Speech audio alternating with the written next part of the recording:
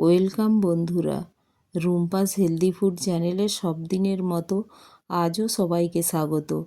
আজ আমি আপনাদের জন্য বানিয়েছি মাশরুম দিয়ে মৌরলা মাছের সবজি, আর এটা টেস্টে অতুলনীয়। তো ভাবলাম আপনাদের সাথেও শেয়ার করি। তার জন্য কিছুটা মৌরলা মাছ বাজার থেকে নিয়ে এসেছি, আর ওটা ভালো করে বেছে লবণ হলুদ মাখিয়ে তাওয়ায় দেখুন এইভাবে ভেজে নিচ্ছি। আর এর সাথে অন্যান্য মাছও একটি দুটি মিশে আছে, কিন্তু মৌরলা মাছই বেশি পরিমাণে আছে। আর দেখুন এক পাশটা হয়ে গিয়েছে, তো আমি উল্টিয়ে দিলাম। উল্টিয়ে এইভাবে লাল লাল করে আমি ভেজে নিলাম, আর এটা ভেজে আমি তুলে নেব।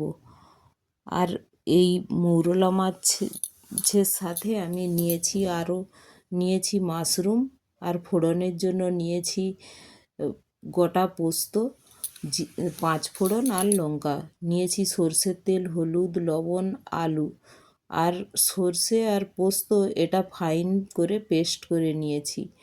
আর যে মাশরুমটা নিয়েছি এটা বটম মাশরুম।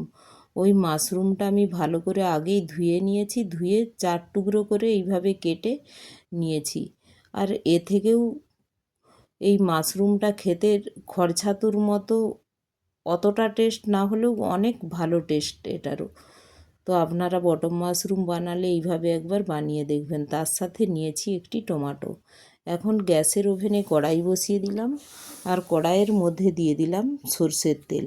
তার মধ্যে ফোড়নে দিয়ে দিলাম লঙ্কা আর গোটা পোস্ত, আর দিয়েছি 5 ফোড়ন। গোটা পোস্ত দিলে পোস্ত পেস্টও থাকে, আর গোটা পোস্ত তার সাথে দেখতেও সুন্দর লাগে, খেতেও ভালো লাগে।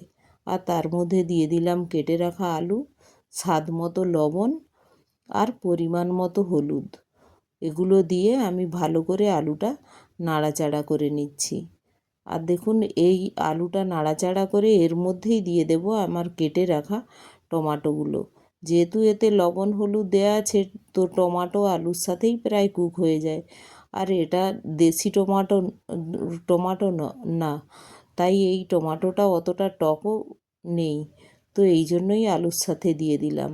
আর তার সাথে দিয়ে দিলাম সর্ষে আর পোস্ত যেটা পেস্ট করে রেখেছিলাম, ওটা দিয়ে দিলাম। ওটা নাড়াচাড়া করে ঢেকে দিলাম, যাতে মশলাটা আলুর সাথে ভালোভাবে কষা হয়ে যায়, ফ্লেভারটাও ভালো লাগে। তাই ঢেকে আমি এইভাবে মশলার সাথে আলুটাকে ফ্রাই মতো করে নিলাম। এখন এর মধ্যে দিয়ে দিলাম কেটে রাখা যে বটম মাশরুমগুলো। এই বটম মাশরুমগুলো থেকেও অনেকটাই পরিমাণেই জল বেরোয়। খরছাতুর মতো এতটা না বেরোলেও অনেকটা পরিমাণেই জল বেরোয়। দেখুন এইভাবে নাড়াচাড়া করে আমি ঢেকে দিলাম।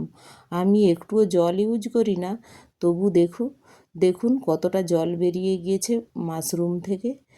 প্রায় এটা থেকেও যা জল বেরোয় এতে প্রায় কুক হয়ে যায়। প্রায় 80%-এর মতো আলু আর মাশরুম দুটোই কুক হয়ে যায় এর মাশরুমের জলেই। তো দেখুন একটু জল আছে, আমি আরেকবার ঢেকে দিলাম। ঢেকে আরেকটু কুক হতে দিলাম, যাতে মাশরুমের পুরো জলটাই এই সবজির মধ্যে শুকিয়ে যায়। তো দেখুন এখন মশলার সাথে আর আলুর সাথে এই মাশরুমের জলটা পুরোটাই প্রায় শুকিয়ে গিয়েছে।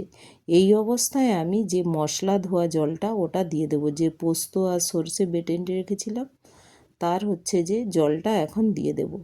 আর আমি পোস্ত একটু বেশি পরিমাণে দিয়েছি, সর্ষে খুব কম পরিমাণে।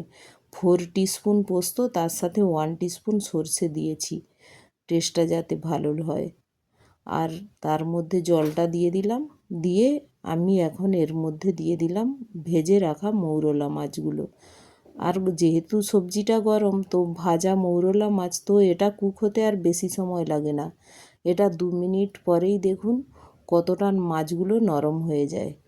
আর এখন আমি 2 মিনিট পরে দেখুন মাছগুলো কতটা নরম হয়ে গিয়েছে, আর আলুগুলোও খুব বয়েল হয়ে গিয়েছে।